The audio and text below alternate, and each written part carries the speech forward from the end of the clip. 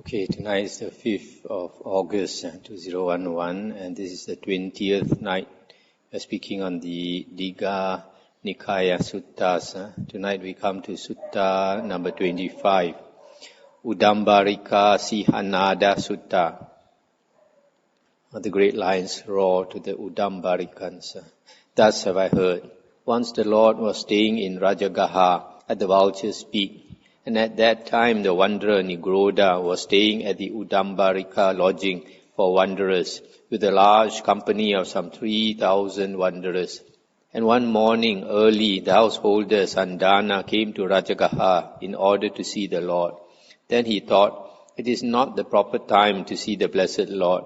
He is in retreat. It is not the proper time to see the meditating monks. They are in retreat. Perhaps I should go to the Udumbarika lodging for wanderers and call on Nikāya. And he did so.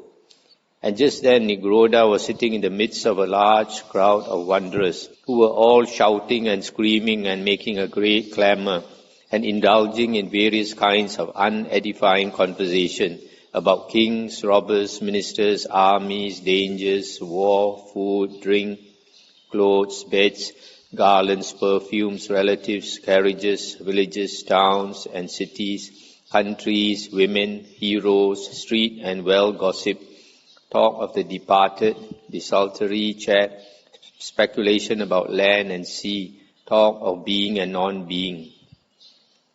Then Nikāya saw Sandana approaching from a distance, and he called his followers to order, saying, "Be quiet, gentlemen, don't make a noise, gentlemen. The householder Sandana, a follower of the ascetic Gautama, is approaching. He is one of the number of white-robed householder followers of the ascetic Gautama in Rajagaha. And these good folk are fond of quiet. They are taught to be quiet and speak in praise of quiet. If he sees that this company is quiet, he will most likely want to come and visit us." At this, the wanderers fell silent. Then Sandana approached Nikāya and exchanged courtesies with him, and then sat down to one side. Then he said, "Reverend sirs, the way the wanderers of another faith conduct themselves when they come together is one thing. They make a great clamour and indulge in all manner of unedifying conversation, etc. The Blessed Lord's way is different. He seeks a lodging in the forest, in the depths of the jungle, free from noise, with little sound, far from the madding crowd, undisturbed by men, well fitted for seclusion." Then Nikāya replied, "Well now, householder, do you know whom the ascetic Gautama talks to? Whom does he converse with? From whom does he get his lucidity of wisdom? The ascetic Gautama's wisdom is destroyed by the solitary life. He is unused to assemblies. He is no good at conversation. He is right out of touch. Just as bison, circling round, keep to the fringes, so it is with the ascetic Gautama. In fact, householder, if the ascetic Gautama were to come to this assembly, we would baffle him with a single question. We would knock him over like an empty pot." Now the Lord, with his divine ear faculty, purified and surpassing human range, heard this exchange between Sandana and Nikāya, and descending from Vulture's Peak, he came to the peacock's feeding ground beside the Summa Gada tank, and walked up and down there in the open air. Then Nikāya caught sight of him and called his company to order, saying, "Gentlemen, be quiet, be less noisy. The ascetic Gautama is walking up and down beside the Summa Gada tank. He is fond of quiet and speaks in praise of quiet. If he sees that this company is quiet, he will most likely want to come and visit us. If he does so, we will put this question to him, 'Lord, what is this doctrine in which the Blessed Lord trains his disciples, and which those disciples whom he has so trained as to benefit from it recognize as their principal support and the perfection of the holy life?' At this, the wanderers were silent. Then the Lord approached Nikāya, and Nikāya said, 'Come, blessed Lord, welcome, blessed Lord. At last the blessed Lord has gone out of his way to come here. Be seated, Lord. A seat is prepared.' The Lord sat down on the prepared seat, and Nikāya took a low stool and sat down to one side. Then the Lord said to him, Nikāya, what was the subject of your conversation just now? What talk have I interrupted? Nikāya replied, Lord, we saw the Blessed Lord walking up and down at the peacock's feeding ground by the Sumagada tank, and we thought, if the ascetic Gautama were to come here, we could ask him this question, Lord, what is this doctrine in which the Blessed Lord trains his disciples, and which those disciples whom he has so trained as to benefit from it recognize as their principal support and the perfection of the holy life? And the Buddha said, Nikāya, it is hard for you, holding different views, being of different inclinations, and subject to different influences, following a different teacher, to understand the doctrine which I teach my disciples. Come on then, Nikāya, ask me about your own teaching, about your extreme austerity. How are the conditions of austerity and self-mortification fulfilled, and how they are not fulfilled? At this the wanderers made a great commotion and noise, exclaiming, It is wonderful, it is marvelous, how great are the powers of the ascetic Gautama in holding back with his own theories and in inviting others to discuss theirs. Silencing them, Nikāya said, Lord, we teach the higher austerities, we regard them as essential, we adhere to them. Such being the case, what constitutes their fulfillment or non-fulfillment? And the Buddha said, suppose, Nikāya, a self-mortifier goes naked, uses no polite restraints, licks his hand, does not come or stand still when requested. He does not accept food out of the pot or pan, etc., as in Sutta number 8, verse 14. He wears coarse hem or mixed material, shrouds from corpses, rags from the dust heap. He is a plucker out of hair and beard, devoted to this practice.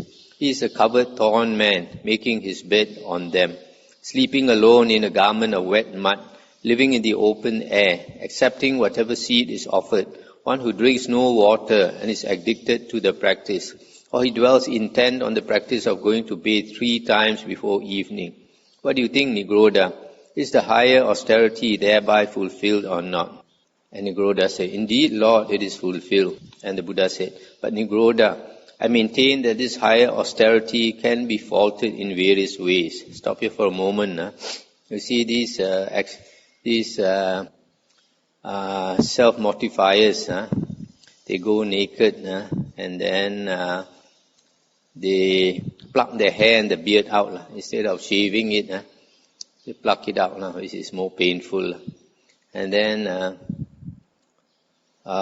he sleeps on the thorns, covered thorns, and then sleep in a garment of wet mud or in the open air. Some of them drink no water, and then some of them, when the sun goes down, they go and submerge themselves in the river 3 times to wash away their sins. All these austerities, just to punish the body. They think that's the way to purify themselves by cultivating all sorts of these ascetic practices. Then Nikāya asked, in what way, Lord, do you maintain that it can be faulted? And the Buddha said, take the case, Nikāya, of a self-mortifier who practices a certain austerity. As a result, he is pleased and satisfied at having attained his end. And this is a fault in that self-mortifier. Or else in so doing he elevates himself and disparages others. And this is a fault in that self-mortifier. Or else he has become intoxicated with conceit, infatuated and therefore careless. And this is a fault in that self-mortifier. Again, a self-mortifier practices a certain austerity, and this brings him gains, honors and fame. As a result, he is pleased and satisfied at having attained his end. Or else he elevates himself and disparages others. Or else he becomes intoxicated with conceit, infatuated and therefore careless. And this is a fault in that self-mortifier. Again, a self-mortifier practices a certain austerity, and he divides his food into 2 heaps, saying, this suits me, that doesn't suit me. And what does not suit him, he eagerly rejects, while what suits him, he eats up greedily, recklessly and passionately, not seeing the peril, with no thought for the consequences. And this is a fall in the self-mortifier. Again, a self-mortifier practices a certain austerity for the sake of gains, honours and fame, thinking, kings and their ministers will honour me, Katyas and Brahmins and householders and religious teachers. And this is a fall in the self-mortifier. Again, a self-mortifier disparages some ascetic or Brahmins, saying, see how he lives in abundance, eating all sorts of things. Whether propagated from roots, from stems, from joints, from cuttings, or fifthly from seeds, he chews them all up with the thunderbolt of a jaw of his, and they call him an ascetic. And this is a fall in the self-mortifier.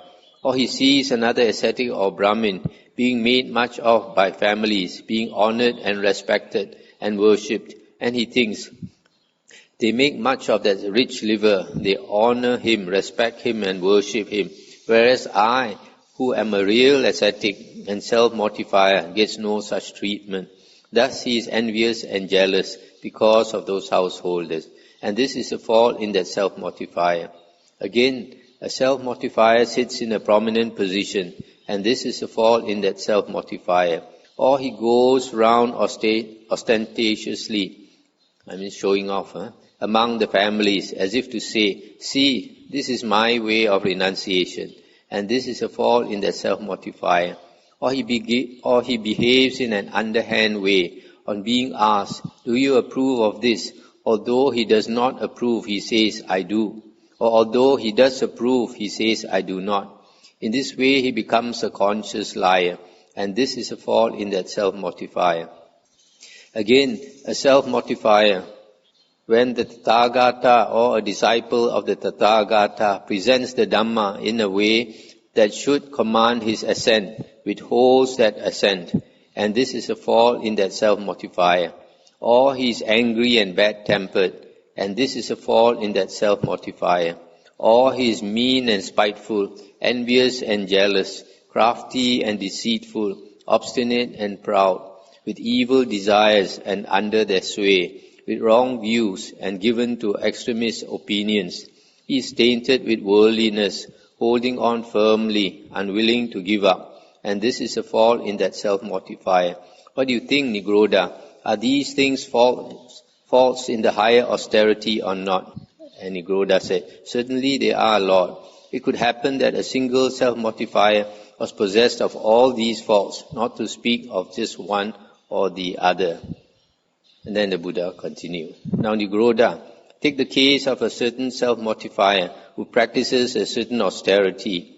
As a result, he is not pleased and satisfied at having attained his end. This being so, in this respect he is purified. Again, he does not elevate himself and disparage others.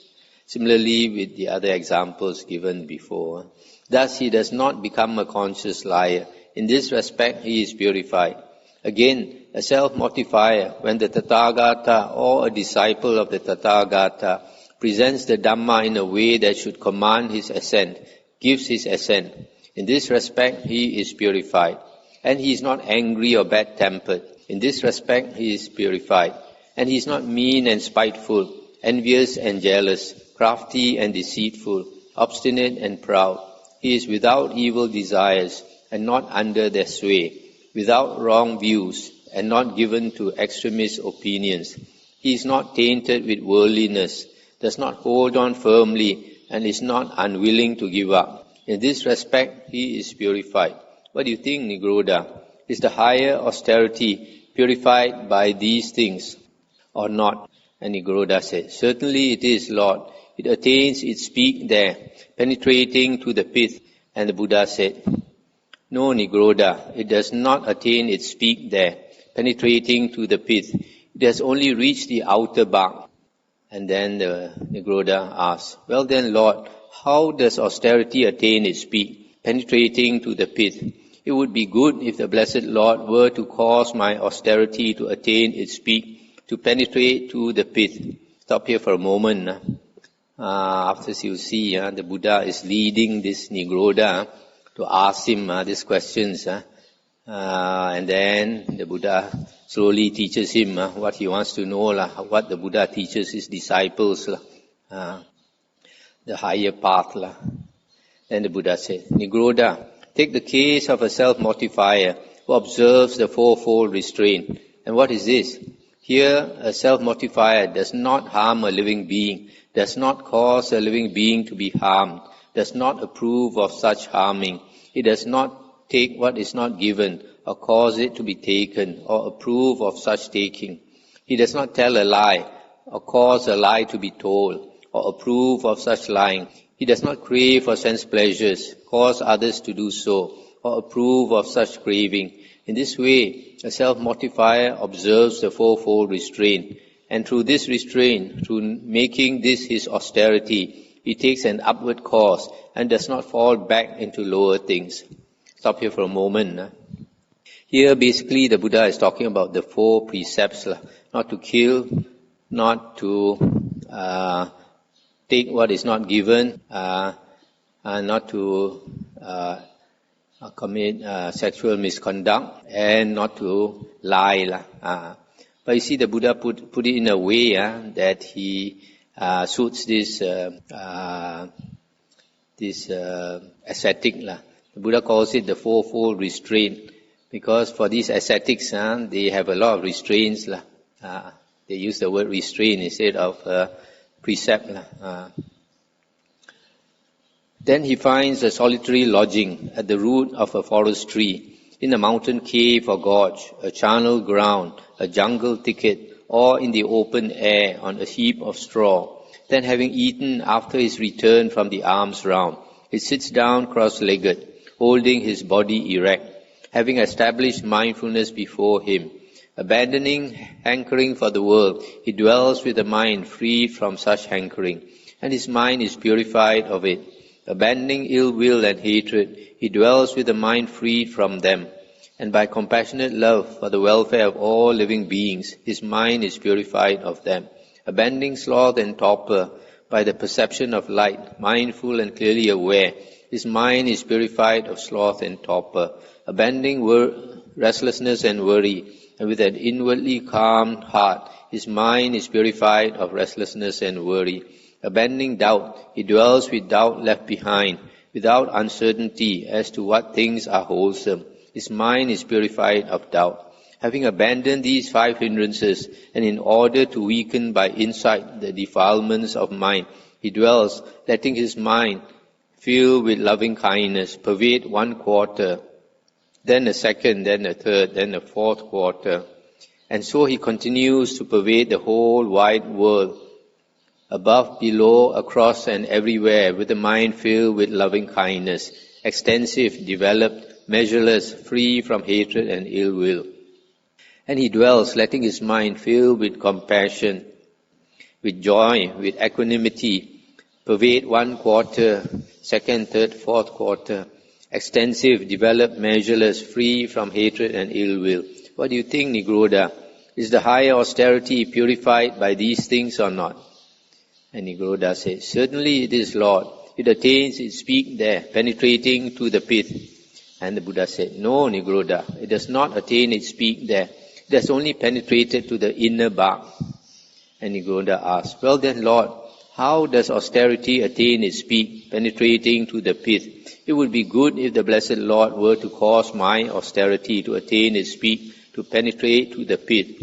Stop here for a moment. You can see from here, the Buddha is very skillful. Basically, the Buddha wants to teach this Nigroda the real holy path, which is the charana, the practice of the holy life, the conduct of the holy life. But if he were to tell him straight away, this ascetic won't accept it so easily. He's so used to the ascetic practices, torturing himself. He thinks that's the highest. So the Buddha leads him to see that even if you practice all these austerities, there are certain faults in it. And from there, the Buddha tells him how to go to a higher stage, and then a higher stage. So now the Buddha is leading him into the real holy path. Nigroda, take the case of a self-mortifier who observes the fourfold restraint, free from hatred and ill will. He recalls various past lives. There my name was so and so, my caste was so and so. I experienced such and such painful conditions, pleasant and painful conditions. Having passed from there, stop it for a moment. So here actually, as mentioned in Sutta number 1, verse 131, it must be the charana, the conduct, the various stages, practicing sila, contentment, seclusion, sati sampajanya, mindfulness, and clear awareness, then the other things, and then abandoning the 5 hindrances, attaining the 4 jhanas, and then come to this psychic powers, remembering past lives. Having passed from there, arose here. Thus he remembers various past lives, their conditions and details. What do you think, Nigroda? Is the higher austerity purified by these things or not? And Nigroda said, certainly it is, Lord. It attains its peak there, penetrating to the pit. And the Buddha said, no, Nigroda. It only reaches the fibers surrounding the pit. Stop here for a moment. A lot of people think in the holy path, once you attain psychic power, that's the highest. But to the Buddha, it is not. And then Nigroda asked, well then, Lord, how does austerity reach its peak, penetrating to the pit? It would be good if the Blessed Lord were to cause my austerity to attain its peak, to penetrate to the pit. And the Buddha said, well, Nigroda, take the case of a self-mortifier who observes the fourfold restraint, etc., etc., and then free from hatred and ill will. He remembers various past lives, their conditions and details. And then with the purified divine eye, he sees beings passing away and arising, base and noble, well-favored and ill-favored, to happy and unhappy destinations as karma directs them. What do you think, Nigroda? Is the higher austerity purified by these things or not? And he said, certainly it is, Lord. It attains its peak there, penetrating to the pit. And then the Buddha said, so indeed it is, Nigroda, that austerity is so purified as to reach its peak and penetrate to the pit. I think here they miss out, must be the another one, is that after this seeing beings taking rebirth according to karma, then the destruction of the asavas, contemplating the 4 noble truths, and destroying the asavas, which also means enlightenment or liberation from the round of rebirths. And then only it has penetrated to the pit, reached its peak. And so, Nigroda, when you ask, what Lord is this doctrine in which the Blessed Lord trains His disciples, and which those disciples whom He has so trained as to benefit from it recognize as their principal support and the perfection of the holy life? I say that it is by something far more reaching and excellent that I train them, through which they recognize as their principal support and the perfection of the holy life. At this the wanderers made a great commotion and noise, exclaiming, we and our teacher are ruined. We know of nothing higher or more far-reaching than our teaching. And when the householder Sandana realized these wanderers of other views are actually listening and attending to the Lord's words and inclining their minds to the higher wisdom, he said to Nigroda, Reverend Nigroda, you said to me, come now, householder, do you know whom the ascetic Gotama talks to, etc., etc.? His wisdom is destroyed by the solitary life. He is no good at conversation. He is right out of touch, etc. So now that the Blessed Lord has come here, why don't you baffle him with a single question and knock him over like an empty pot? And at these words, Nigroda was silent and upset. His shoulders drooped. He hung his head and sat there downcast and bewildered. Stop here for a moment. So you see, the Buddha was explaining all this in great detail, from the practice of simple self-torture, austerities, and slowly leading up to the sila precepts, and then the other factors of charana, the holy life, culminating in the 4 jhanas, and then the psychic powers, and then liberation from samsara. And these Nigroda's disciples, these other wanderers, they said, we and our teacher are ruined. We know of nothing higher and more far-reaching than our teaching. You know why they say this? Because then they realize that the Buddha's teaching is so high. So many steps more to go, but they are only at the bottom, only cultivating self-torture only. Haven't even started the holy life. Then they said, then they realize we are ruined. We know nothing more than only what our teachers have told us. So this Sandana was very happy to realize these wanderers are really listening to the Buddha. So, seeing the state he was in, the Lord said, is it true, Nigroda, that you said that? And he said, Lord, it is true that I said that, foolishly, mistakenly, and wickedly. And the Buddha said, what do you think, Nigroda? Have you ever heard it said by wanderers who were aged, venerable, the teachers of teachers, that those who in the past were Arahants, Sammasambuddhas, used to talk when they came together by shouting and screaming and making a great clamor and indulging in unedifying conversation, the way you and your teachers do? Or did they not say rather that those blessed ones sought lodging in the forest, in the depths of the jungle, free from noise, with little sound, far from the madding crowd, undisturbed by men, well fitted for seclusion, just as I do now? And Nigroda said, Lord, I have heard it said that those who were Arahants, Sammasambuddhas, did not indulge in loud talk, etc., but sought lodging in the forest, just as the blessed Lord does now. And the Buddha said, Nigroda, you are an intelligent man of mature years. Did it never occur to you to think the blessed Lord is enlightened and teaches a doctrine of enlightenment?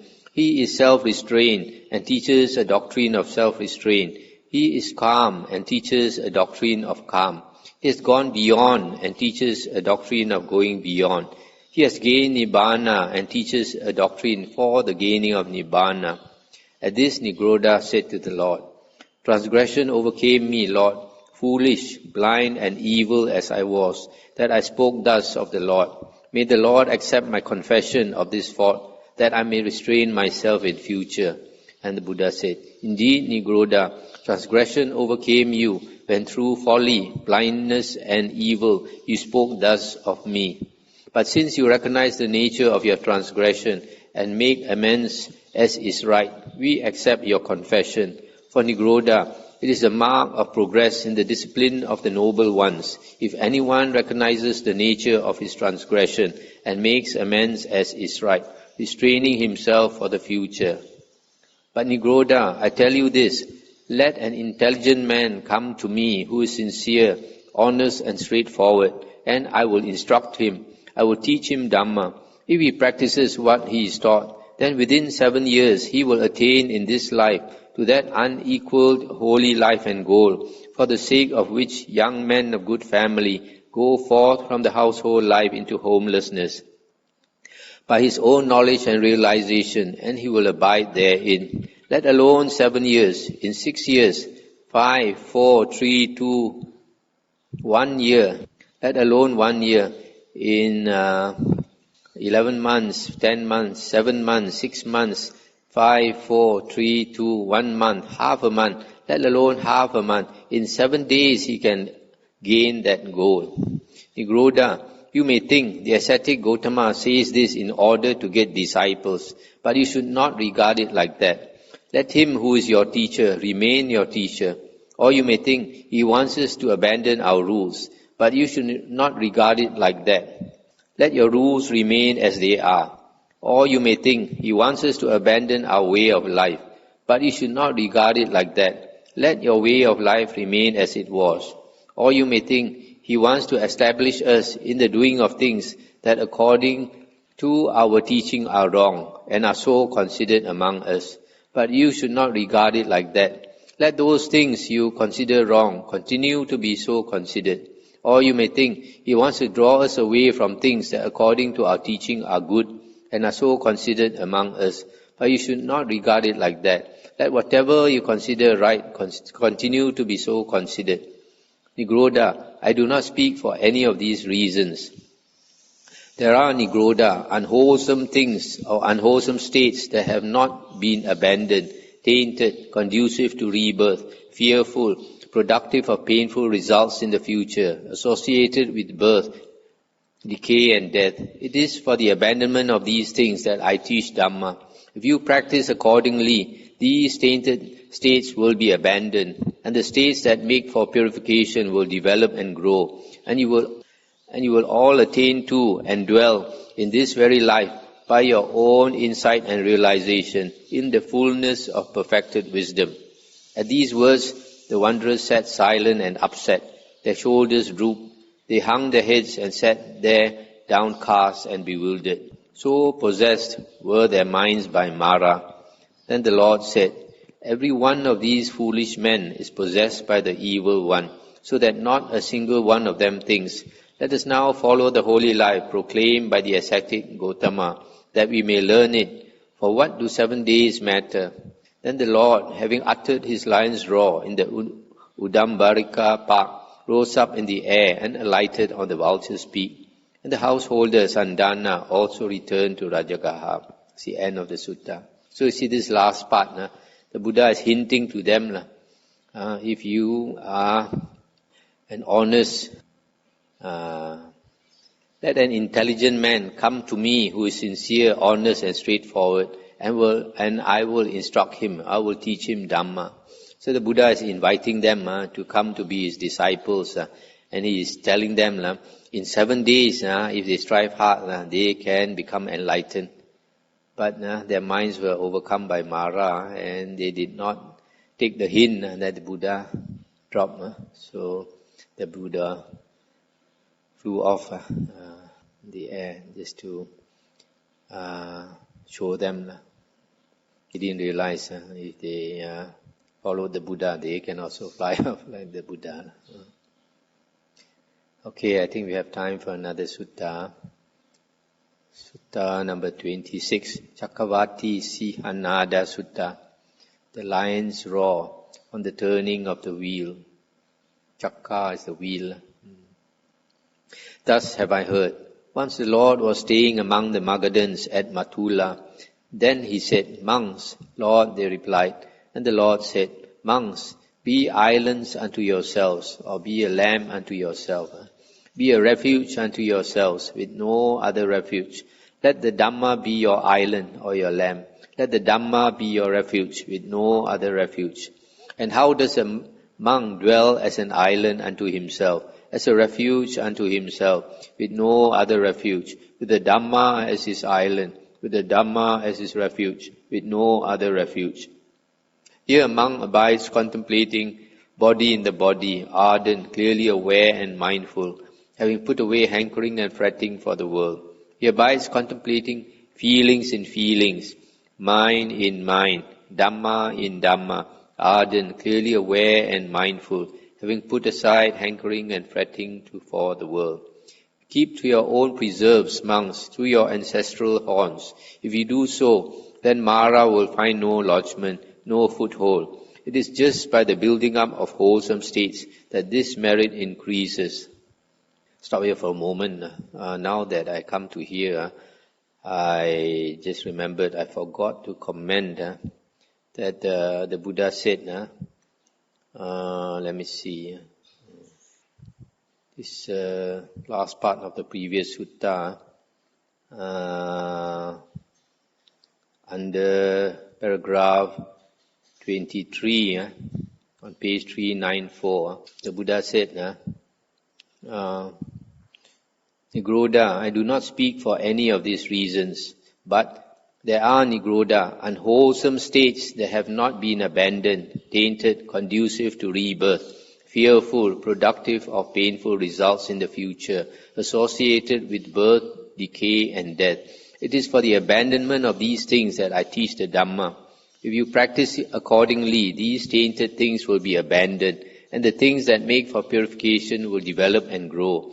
And you will all attain to and dwell in this very life by your own insight and realization in the fullness of perfected wisdom. So the Buddha is saying, as long as we have not become an Arahant, we have all of us have unwholesome states in us. It is these unwholesome states that drag us down to rebirth and to the woeful plains of rebirth. So we practice the Dhamma to get rid of these unwholesome states. A lot of people come into the Dhamma, always think of trying to get jhana, trying to get jnana and all these things. They forget that actually you have to abandon all these unwholesome states before you can get. It's just like your hands is full with a lot of rubbish. Somebody wants to give you something better. Unless you throw away the rubbish, how can you have free hand to take something better? So we have to get rid of all these unwholesome states. And we have to always examine ourselves and also to rely on the sutta, the Buddha's words. Just like in this Sutta 26, the Buddha said, be a lamb unto yourselves, be a refuge unto yourselves with no other refuge. Let the Dhamma be your lamb, let the Dhamma be your refuge with no other refuge. So we have to depend ourselves to make the effort, but to depend on the Buddha's words to be our guide. We need a guide. And the best guide is the Buddha. Instead of looking for some sayadaw or some achan or some hamdru or some sifu. So the best teacher is with us, that is the Buddha. And now that the Buddha has entered Nibbana, his words in the suttas, in the 5 Nikāyas, is our refuge, our real refuge. So we take the Buddha's words as our guide and we strive. So one half of the practice is to get rid of unwholesome states. The other half is but only after we get rid of the unwholesome states that we can achieve the jhanas and the higher states and all that. So the Buddha's words are the theory, and then meditation and getting rid of unwholesome states. The charana part is all there. So the Buddha says, keep to your own preserves, keep to your ancestral haunts. What he means is that we should keep to the 4 objects of sati, or satipatthana. We should put our attention on these 4 objects instead of Mara's playground. Mara's playground is the world of the sights, sounds, smells, taste and touch, and also the mind. But worldly people, we want to indulge in all these worldly pleasures. That is Mara's bait. Just as a fisherman, he wants to catch the fish. He puts a nice bait there for the fish to eat. And the greedy fish will gulp it, not knowing there's a hook inside. So in the same way, the sensual pleasures in the world, they have a hook in there. Once we swallow the sensual pleasures, later we have to pay with tears.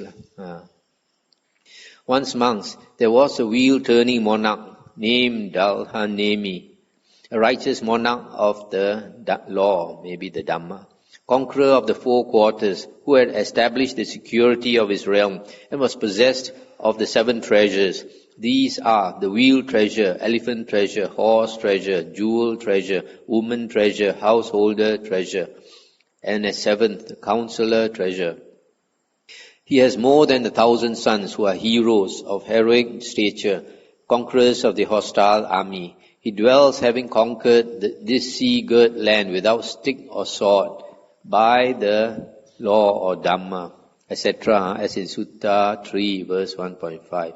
And after many hundreds and thousands of years, King Dalhanemi said to a certain man, "My good man, whenever you see that the sacred wheel treasure has slipped from its position, report it to me." "Yes, sire," the man replied.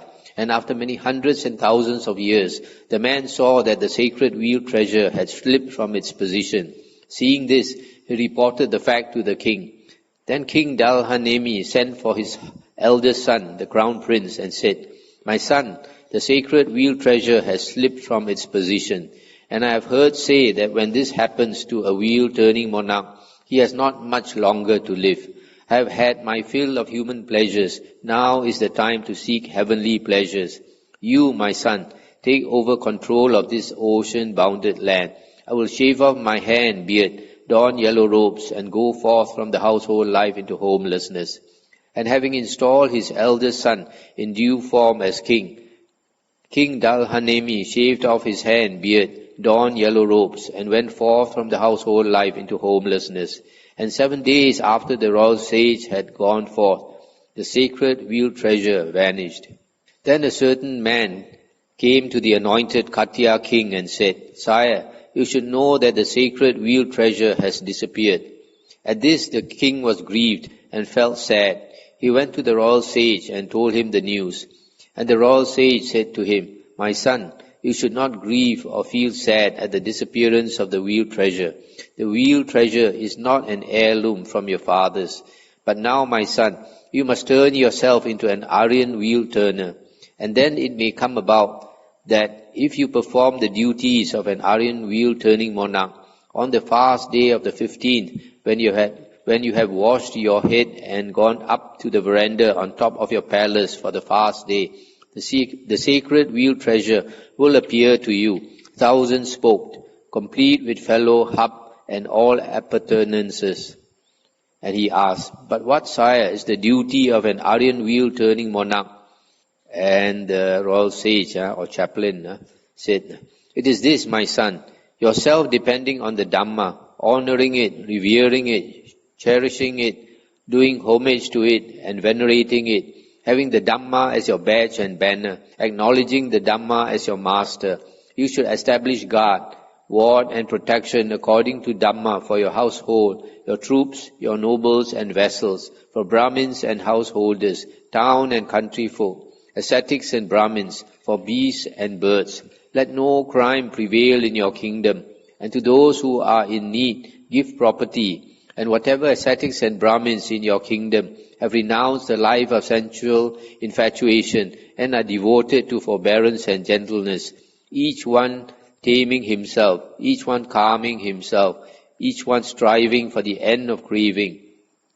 From time to time you should go to them and consult them as to what is wholesome and what is unwholesome, that what is blameworthy and what is blameless, what is to be followed and what is not to be followed, and what action will in the long run lead to harm and sorrow, and what to welfare and happiness.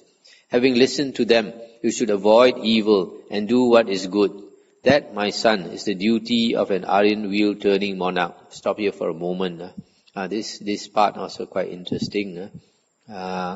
He's telling this new king that he have to conduct himself like a wheel-turning monarch. Then the wheel will appear. And how to do it? Have to use the Dhamma as the guide.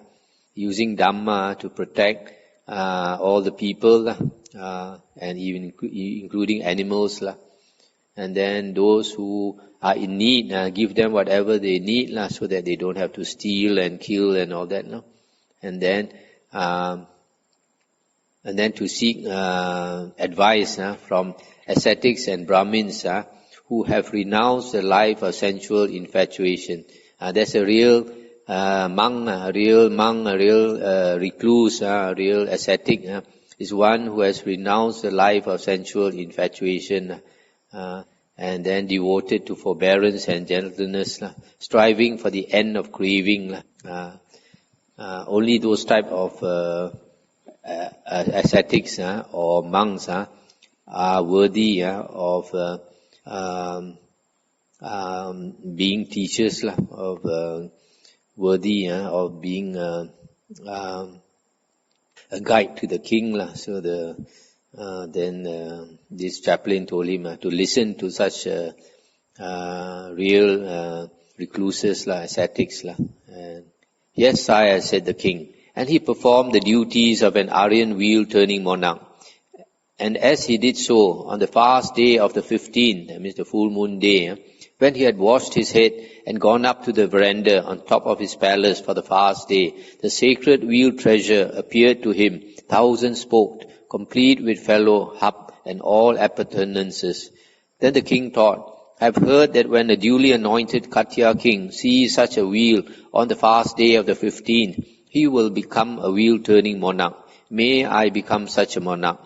Then rising from his seat, covering one shoulder with his robe. The king took a gold vessel in his left hand, sprinkled the wheel with his right hand, and said, "May the noble wheel treasure turn.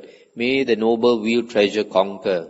The wheel turned to the east, and the king followed it with his fourfold army. And in whatever country the wheel stopped, the king took up residence with his fourfold army. And those who opposed him in the eastern region came and said, "Come, your majesty, welcome. We are yours, your majesty. Rule us, your majesty." And the king said, "Do not take life. Do not take what is not given. Do not commit sexual misconduct. Do not tell lies. Do not drink strong drink. Be moderate in eating." And those who had opposed him in the eastern region became his subjects. Then the wheel turned south, and similarly, the same thing happened in west and north. Then the wheel treasure, having conquered the lands from sea to sea, returned to the royal capital and stopped before the king's palace as he was trying a case, as if to adorn the royal palace. And the second wheel-turning monarch did likewise, and a third, a fourth, a fifth, a sixth, and the seventh king also. So this happened, one king after another, for 7 generations. And then the wheel slipped from its position, and 7 days after the royal sage had gone forth, the wheel disappeared. Then a man came to the new king and said, "Sire, you should know that the sacred wheel treasure has disappeared." At this the king was grieved and felt sad, but he did not go to the royal sage and ask him about the duties of a wheel-turning monarch. Instead, he ruled the people according to his own ideas, and being so ruled, the people did not prosper as well as they had done under the previous kings who had performed the duties of a wheel-turning monarch. Then the ministers, counselors, treasury officials, guards and doorkeepers and chanters of mantras came to the king and said, "Sire, as long as you rule the people according to your own ideas and differently from the way they were ruled before under previous wheel-turning monarchs, the people do not prosper so well. Sire, there are ministers in your realm, including ourselves, who have preserved the knowledge of how a wheel-turning monarch should rule. Ask us, your majesty, and we will tell you." Then the king ordered all the ministers and others to come together, and he consulted them. And they explained to him the duties of a wheel-turning monarch. And having listened to them, the king established guard and protection. But he did not give property to the needy. And as a result, poverty became rife. With the spread of poverty, a man took what was not given, thus committing what was called theft. They arrested him and brought him before the king, saying, "Your Majesty, this man took what was not given, which we call theft." The king said to him, "Is it true that you took what was not given, which is called theft?" And he said, "It is, your Majesty." And the king asked, "Why?" And he answered, "Your Majesty, I have nothing to live on." Then the king gave the man some property, saying, "With this, my good man, you can keep yourself, support your mother and father, keep a wife and children, carry on a business, and make gifts to ascetics and Brahmins, which will promote your spiritual welfare and lead to a happy rebirth with pleasant results in the heavenly sphere." And he said, "Very good, your Majesty," replied the man. And exactly the same thing happened with another man. Then people heard that the king was giving away property to those who took what was not given, and they thought, "Suppose we were to do likewise." And then another man took what was not given, and they brought him before the king. The king asked him why he had done this, and he replied, "Your Majesty, I have nothing to live on." Then the king thought, "If I give property to everybody who takes what is not given, this theft will increase more and more. I had better make an end of him, finish him off once for all, and cut his head off." So he commanded his men, "Bind this man's arms tightly behind him with a strong rope, shave his head closely, and lead him to the rough sound of a drum through the streets and squares and out through the southern gate, and there finish by inflicting the capital penalty and cutting off his head." And they did so. Hearing about this, the people thought, "Now let us get sharp swords made for us, and then we can take from anybody what is not given. And we will make an end of them, finish them off once for all, and cut off their heads." So having procured some sharp swords, they launched murderous assaults on villages, towns and cities, and went in for highway robbery, killing their victims by cutting off their heads. Thus, from the not giving of property to the needy, poverty became rife. From the growth of poverty, the taking of what was not given increased. From the increase of theft, the use of weapons increased. From the increased use of weapons, the taking of life increased. And from the increase in the taking of life, people's lifespan decreased, their beauty decreased. And as a result of this decrease of lifespan and beauty, the children of those whose lifespan had been 80,000 years lived for only 40,000. Stop here for a moment. So you can see from here how important the ruler or the government of a country is. If the ruler or the government of a country doesn't take care of the people, doesn't ensure that all the people are not poor, then they have to steal because they have nothing to live on. And then if you punish them, then the crime will increase instead of decrease. So if you rule by Dhamma, it's different, fair to everybody. Take care of everybody, even including animals, then everybody will prosper. And a man of the generation that lived for 40,000 years took what was not given. He was brought before the king, who asked him, "Is it true that you took what was not given, what is called theft?" And he said, "No, your majesty," he replied, thus telling a deliberate lie. Thus from the not giving of property to the needy, the taking of life increased, and from the taking of life, lying increased. From the increase in lying, people's lifespan decreased, their beauty decreased, and as a result, the children of those whose lifespan had been 40,000 years lived for only 20,000. So this man, when he was caught, he thought if he admit that he stole, they will kill him, they will cut off his head, so he started to lie. And a man of the generation that lived for 20,000 years took what was not given. Another man denounced him to the king, saying, "Sire, such and such a man has taken what was not given," thus speaking evil of another. Thus from the not giving of property to the needy, the speaking evil of others increased, and in consequence people's lifespan decreased, their beauty decreased, and as a result, the children of those whose lifespan had been 20,000 years lived for only 10,000. And of the generation that lived for 10,000 years, some were beautiful and some were ugly. And those who were ugly, being envious of those who were beautiful, committed adultery with others' wives.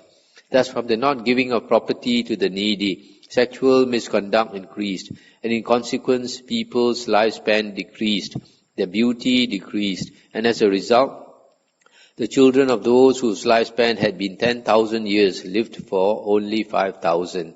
And among the generation whose lifespan was 5,000 years, two things increased, harsh speech and idle chatter, in consequence of which people's lifespan decreased, their beauty decreased, and as a result, the children of those whose lifespan had been 5,000 years lived some 2,500 years, and some for only 2,000.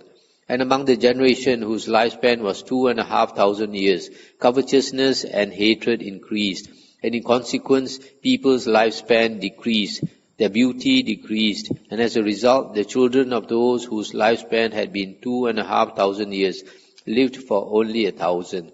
Among the generation whose lifespan was 1,000 years, false opinions increased, and as a result the children of those whose lifespan had been 1,000 years lived for only 500. And among the generation whose lifespan was 500 years, three things increased, incest, excessive greed and deviant practices, and as a result the children of those whose lifespan had been 500 years lived some for 250 years, some for only 200. And among those whose lifespan was 250 years, these things increased, lack of respect for mother and father, for ascetics and Brahmins, and for the head of the clan. Thus from the not giving of property to the needy, the lack of respect for mother, etc., for ascetics and Brahmins, for the head of the clan increased, and in consequence people's lifespan and beauty decreased. And the children of those whose lifespan had been 2.5 centuries lived for only 100 years.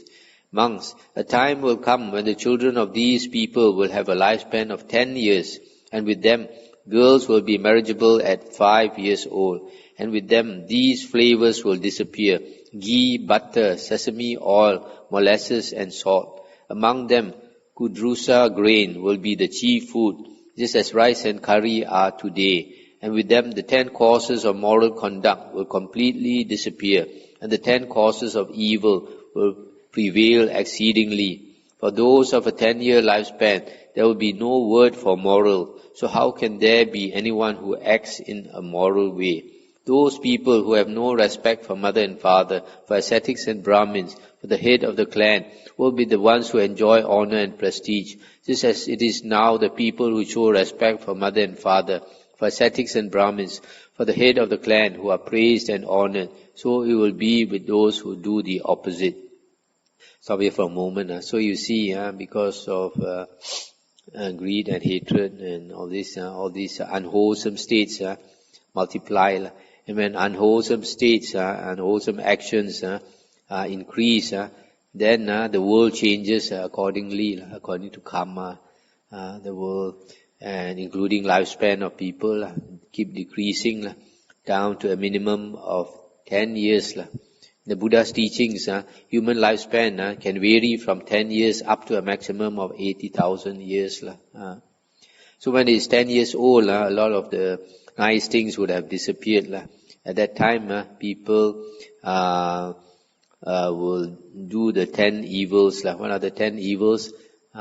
Breaking all the 10 precepts, all the unwholesome actions they do. First one, concerning the body, there are 3. They will kill, they will steal, they will have sexual misconduct. And then 4 are verbal. They will lie, they will carry tales to cause disharmony. They will speak coarse or vulgar words. They will engage in idle gossip. And then 3, concerning the mind, they have excessive greed. And number 2 is ill will, excessive ill will, allow anger and hatred. And number 3, they have wrong view, don't believe in karma vipaka, don't believe that there are destinations of rebirth, that they are holy men.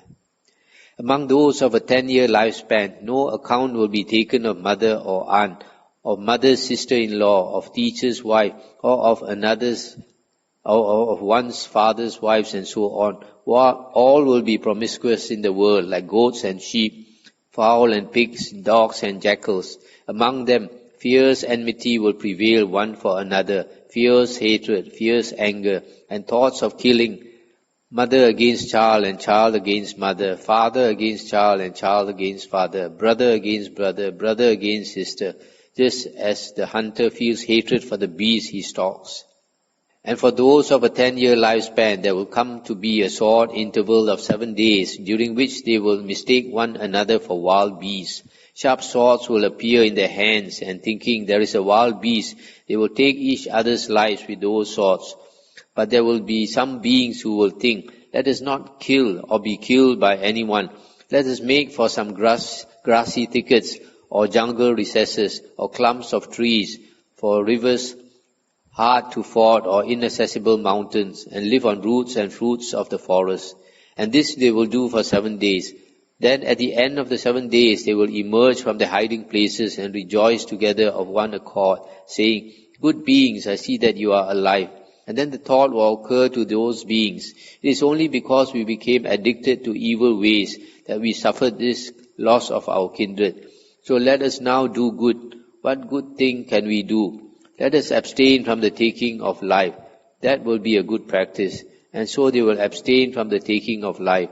And having undertaken this good thing, will practice it. And through having undertaken such wholesome things or states, they will increase in lifespan and beauty. And the children of those whose lifespan was 10 years will live for 20 years.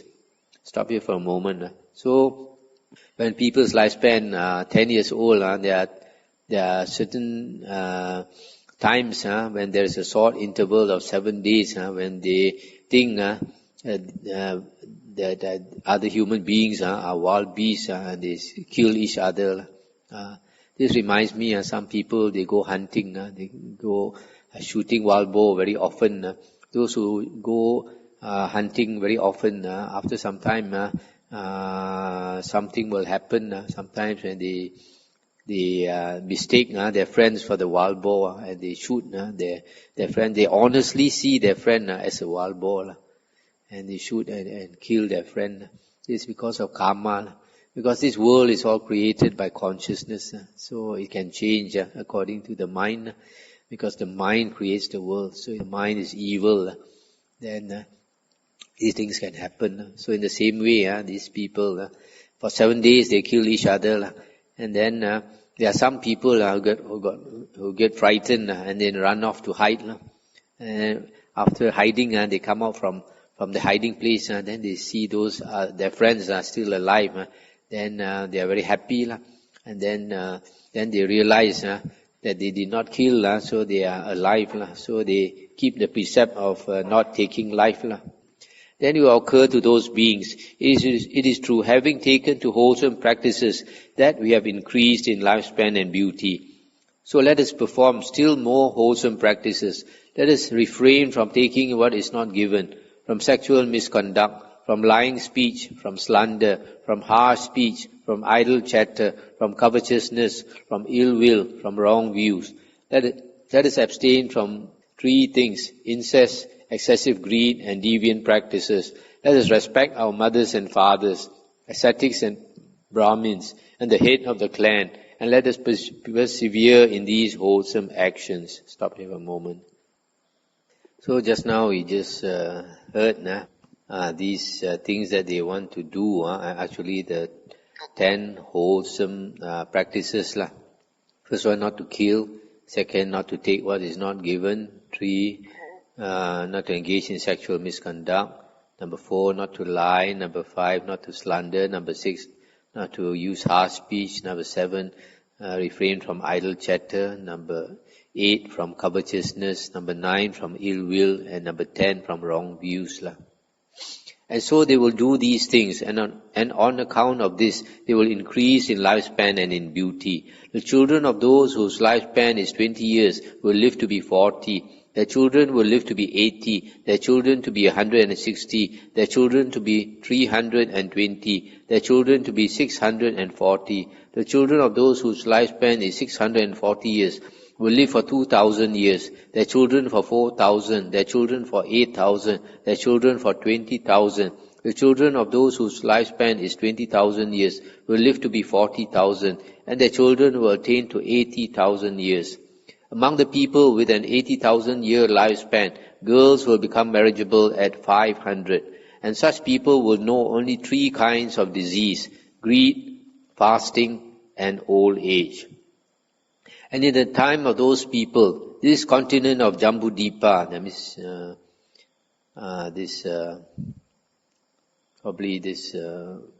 referring to the earth or to India, will be powerful and prosperous, and villages, towns and cities will be but a cock's flight one from the next. That means so near, a cock can fly across. This Jambudvipa, like Avicii, will be as thick with people as the jungle is thick with reeds and rushes. At that time, Varanasi of today will be a royal city called Cakkavatti, powerful and prosperous, crowded with people and well supplied. In Jambudvipa, there will be 84,000 cities, headed by Cakkavatti as the royal capital. And in the time of the people with an 80,000 year lifespan, there will arise in the capital city of Cakkavatti a king called Sanka, a wheel-turning monarch, a righteous monarch of the Dhamma, conqueror of the 4 quarters, etc. And in that time of the people with an 80,000 year lifespan, there will arise in the world a blessed Lord, Aryan Sammasambuddha, named Mahathera, endowed with wisdom and conduct, a well-farer, knower of the worlds, incomparable trainer of men to be tamed, teacher of gods and humans, enlightened and blessed, just as I am now. Stop here for a moment. So here the Buddha is predicting that the next Buddha will appear when people's lifespan is 80,000 years long. In Pali, his name is Mahathera. In Sanskrit, is Maitreya. He will thoroughly know by his own super knowledge and proclaim this universe with its devas and maras and brahmas, its ascetics and brahmins, and this generation with its princes and people, just as I do now. He will teach the Dhamma, lovely in its beginning, lovely in its middle, lovely in its ending, in the spirit and in the letter, and proclaim, just as I do now, the holy life in its fullness and purity. He will be attended by a company of thousands of monks, just as I am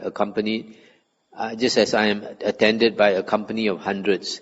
Then King Sankha will re-erect the palace once built by King Mahapanada, and having lived in it, will give it up and present it to the ascetics and Brahmins, the beggars, wayfarers, the destitute. Then shaving off hair and beard, he will don yellow robes and go forth from the household life into homelessness under the supreme Buddha Mahathera.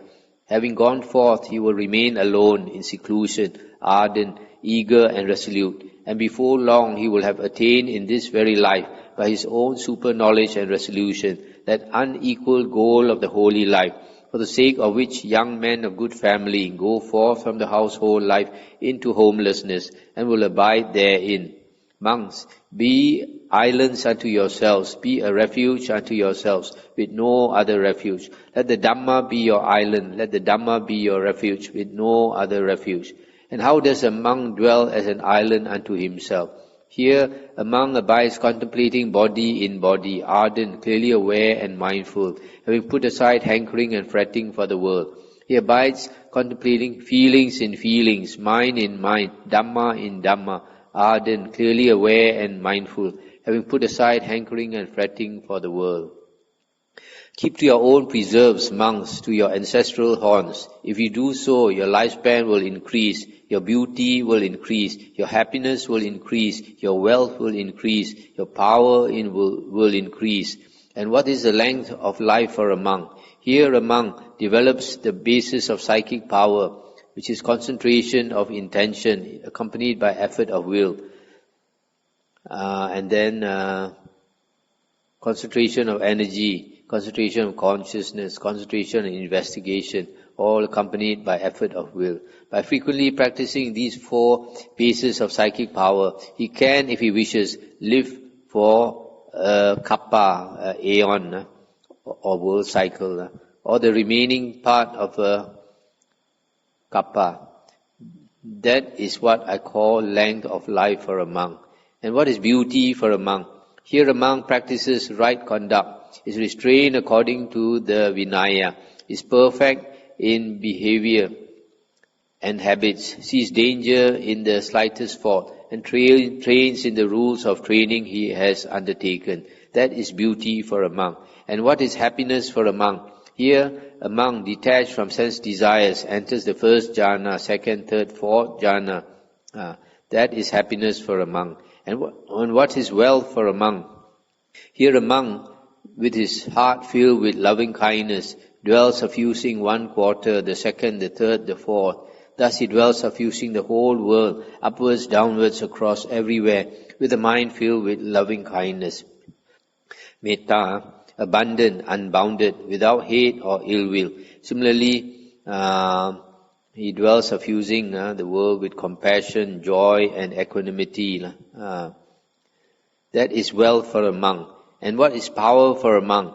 Here a monk, by the destruction of the asavas, enters and abides in that corruptionless liberation by mind and liberation by wisdom, which he has attained in this very life by his own super knowledge and realization. That is power for a monk. Monks, I do not consider any power so hard to conquer as the power of Mara. It is just by this building up of wholesome states that this merit increases. Thus the Lord spoke, and the monks were delighted and rejoiced at his words. That's the end of the sutta. So this last part, the Buddha says, I do not consider anything so hard to conquer as the power of Mara. This Mara, I think, does not refer to Mara in heaven, but Mara referring to the Mara inside us, the defilements inside us, greed, hatred, and delusion. and all other states associated with that. So, in this sutta, a lot of it is a worldly Dhamma, but there's some very good advice, like be a lamb unto yourself, be a refuge unto yourself with no other refuge. Take the Dhamma as your lamb, take the Dhamma as your refuge with no other refuge. Always remember this. Depend on your own efforts and depend on the Buddha's words as the guide. The previous sutta that what the Buddha said to Nirodha also extremely good. Buddha said, it teaches the Dhamma. There are Nirodha, unwholesome states that have not been abandoned, tainted, conducive to rebirth, fearful, productive of painful results in the future, associated with birth, aging and dying. It is for the abandonment of these states that I teach the Dhamma. If you practice accordingly, these tainted states will be abandoned, and the states that make for purification will develop and grow, and you will attain to and dwell in this very life by your own insight and realization in the fullness of perfected wisdom. Such good advice from the Buddha. Anything to discuss? You said that only enlightenment among story unwholesome thoughts only. I thought that would be second jhana.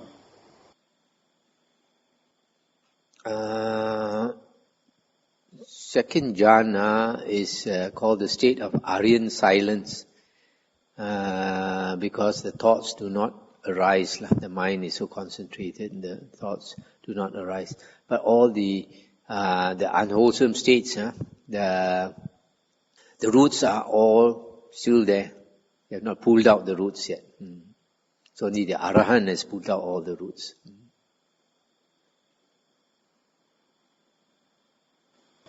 I want to ask a question about that.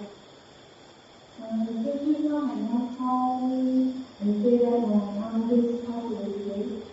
And I want to ask, when someone dies, the spirit immediately go to rebirth and go, or have to wait for a long time before rebirth?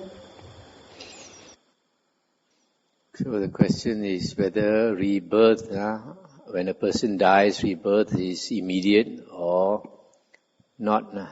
Okay. In the Buddha's teachings, there are 5 destinations of rebirth. So it depends whether it depends on where that person is going for rebirth. In the sutta, the Buddha says that if a person's karma is such that he's going to be reborn as a human being, then he has to wait for the right time to enter the womb of the mother. And what is the right time? Firstly, the mother and father must come together. Secondly, the mother is in the right season. That means the mother is fertile. There's the egg there.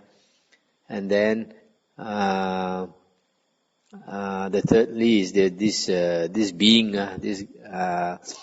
being also called the Gandhabba, and some books call it the intermediate body, is present, waiting to enter the womb. So a person who is going to be reborn as a human being has to wait.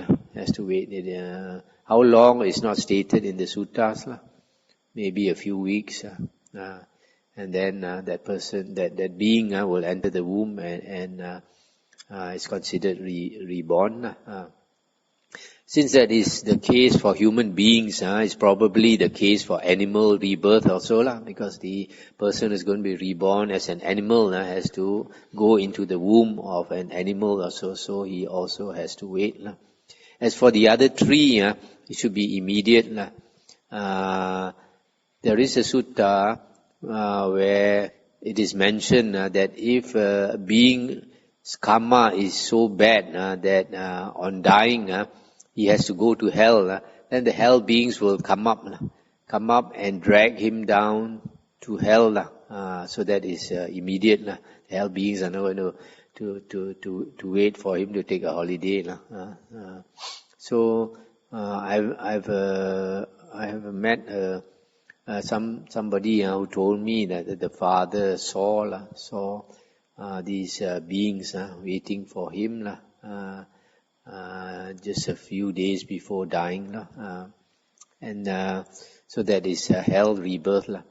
And rebirth in the ghost realm should also be immediate. I've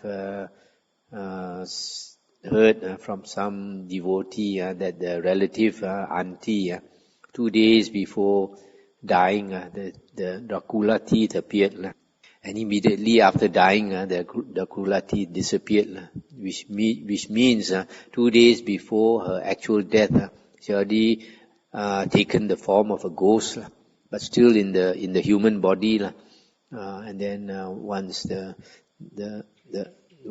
person died, then the ghost form also disappeared.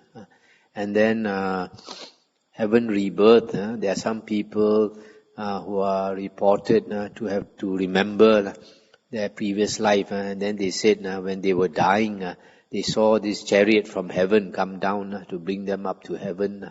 So that would also be immediate. So for heaven rebirth is immediate, for ghost and for hell rebirth, these three are immediate. Whereas for human rebirth and animal rebirth, they have to wait. Okay.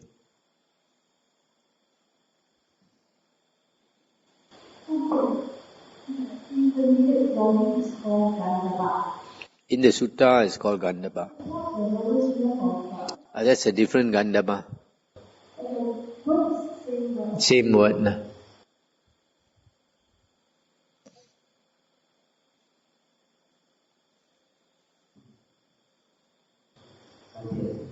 We committed that people come to meditation, they want different kind of things, for example, jhana and jnana.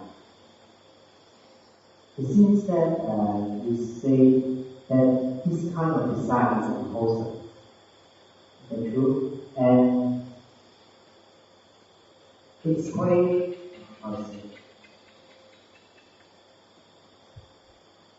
and if we have a desire for getting achievement in the spiritual life, would that fall into unwholesome things? The desire to attain jhana is not unwholesome. But if the desire is too strong, then the person cannot get. You got to balance it with equanimity, balance it with wisdom. There is the first sutta of the Samyutta Nikāya. The Buddha said, I forgot his exact words, but he said something, when he strove too hard, he was swirled around, and when he stood still, he sank, and then without striving too hard and without resting, he crossed to the other shore. What he meant was too much effort is no good. Too much effort defeats the purpose. When he practiced the austerities for the first for much of the 6 years before enlightenment, he practiced too hard, nearly killed himself. Then only he realized. Then he stopped practicing so hard. But if he didn't practice at all, also it makes no progress. He said he sinks. So you got to practice hard, but the mind must be equanimous. But can you keep up to your work to your ancestral form? This one I mentioned before. The Buddha says, he's telling the monks to keep to your ancestral horns, referring to the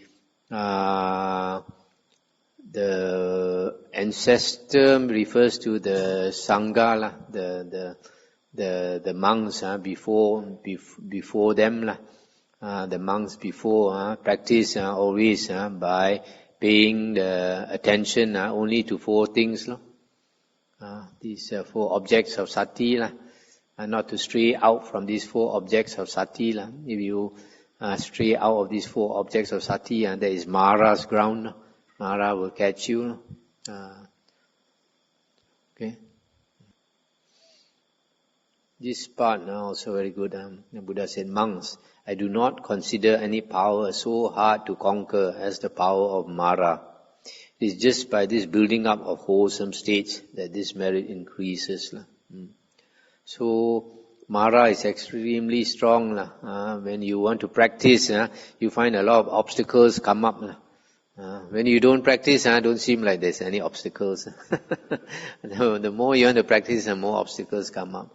So it's a test of sincerity. There are some people, they want to renounce, and when they start telling people, or telling their relatives or friends, more obstacles come up.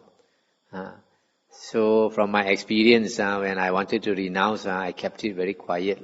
Never done it. And then it is by the building up of wholesome states that your merit increases. In other words, if you do a lot of build up a lot of wholesome states, like in your even dana, sila, humility, diligence, being helpful to others, having metta, having compassion,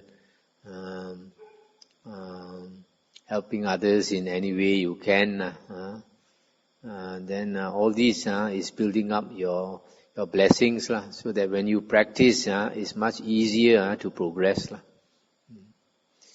You find, I notice those people who come to the monastery to meditate, those who have a very good heart, they practice easily.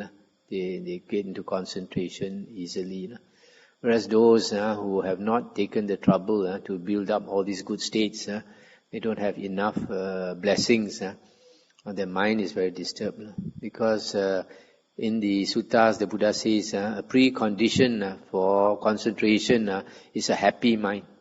If you do a lot of good things to help people and all this, then your mind is always happy.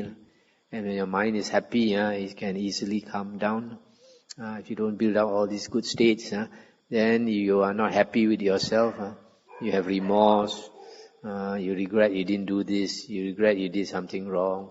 You regret you didn't do enough, and all these things. Then your mind is not happy. Your meditation cannot take off. Okay, shall we end here?